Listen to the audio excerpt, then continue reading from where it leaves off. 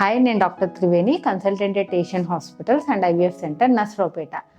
అందరూ MTP kit అంటే ఏంటి అంటే ప్రెగ్నెన్సీ ఒకవేళ పాజిటివ్ వస్తే ప్రెగ్నెన్సీ వద్దు అనుకునే వాళ్ళు వేసుకునే కిట్.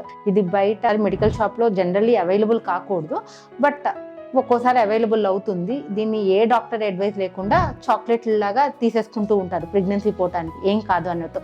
ఇలాగ తీసుకోవటం వల్ల ఇబ్బంది ఏంటి అన్నది ఇప్పుడు నేను చెప్తాను చూడండి. ఇప్పుడు ఈ patient almost pregnancy 3rd month అయితే టెస్ట్ చేసుకుంది, 2 గీతలు వచ్చాయి. 2 గీతలు వచ్చాయి, ప్రెగ్నెన్సీ కన్ఫర్మ్ అని చెప్పి కిట్ వేసేసుకుంది. దాని తర్వాత బాగా విపరీతమైన పెయిన్, బ్లీడింగ్ అయ్యి ఇంట్లో కళ్ళు తిరిగి పడిపోతే వాళ్ళ అటెండర్స్ తీసుకొచ్చారు.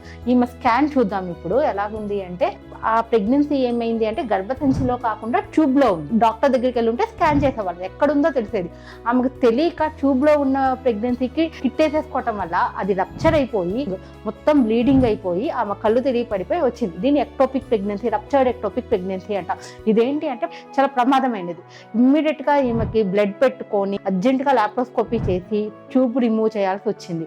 సో సింపుల్ గా ఒకసారి మీ 2 గీతలు వచ్చాక కిట్ వేసుకోవటం అనేది కరెక్ట్ కాదు. ఒకసారి మీ డాక్టర్ దగ్గరికి వెళ్తే ప్రెగ్నెన్సీ ఎక్కడుంది, ఎలాగుంది, ఎన్ని వారాలు లోపు గర్భసంచిలో ఉందా, బయట ఉందా అన్ని కన్ఫర్మ్ చేసుకొని కిట్ ఇస్తారు. Thank you.